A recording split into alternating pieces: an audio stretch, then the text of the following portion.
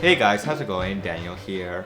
So today I want to share with you guys the top 13 must-have shortcuts for iOS 13. So in iOS 13, Apple released, of course, a new redesigned shortcuts app to it.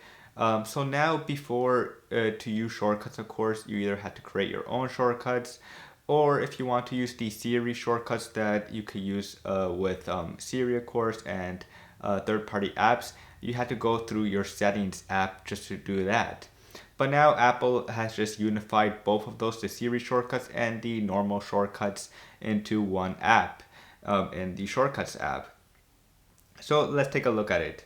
So let's just go to the gallery. So in my gallery here is where now all the shortcuts will live, the Siri shortcuts and of course the ones that don't need Siri. So what I like about this one is here is just you can easily see what shortcuts each app you can use with each app. So if you go to shortcuts for all apps, you can see. So in Twitter app, I can do three types of shortcuts right there or more, one more. So that's really cool.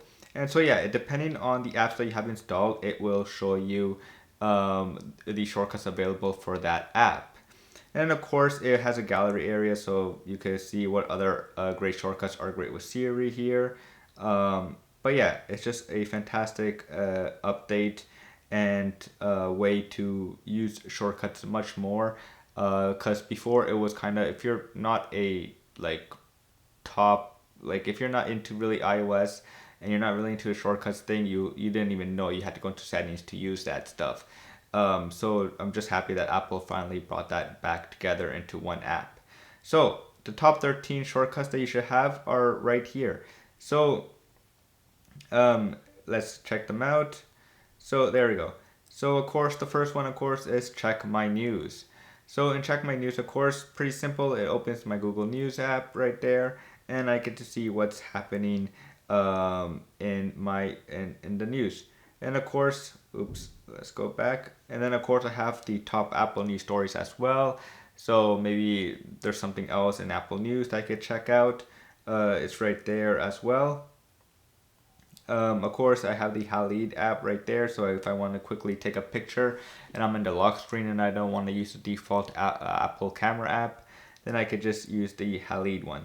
And then top AP news, and then of course the new tweet areas right here. So if I want to quickly access Twitter and I want to tweet something really quickly, like I said, from the lock screen, I could quickly just click it and it'll open the app up into the new tweet section of the app.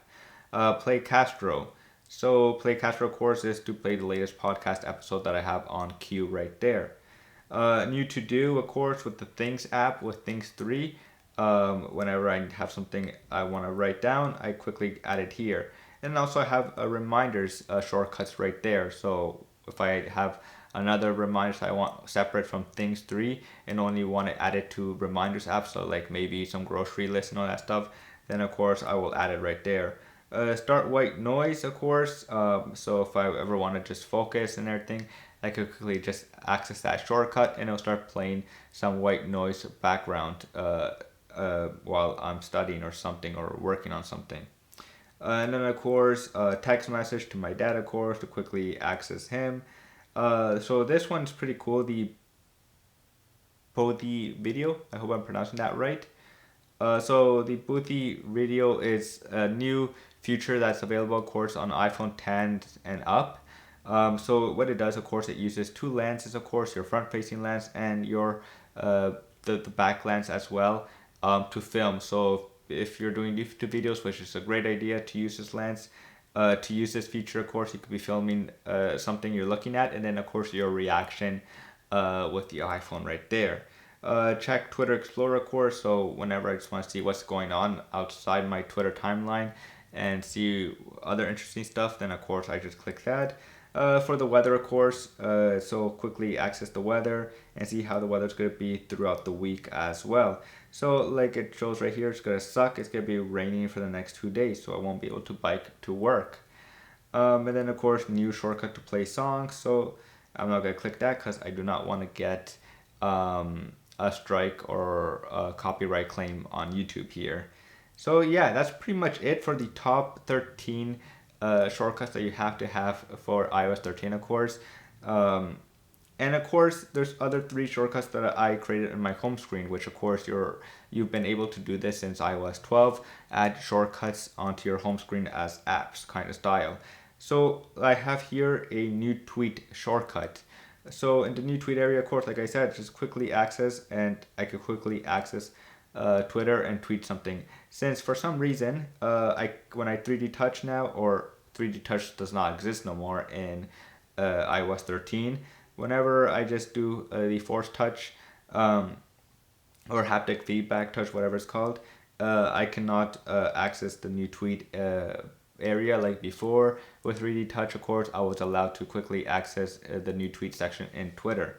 And of course, the Twitter Explorer right there, and both the video feature that I'm going to be playing around with a little bit more now.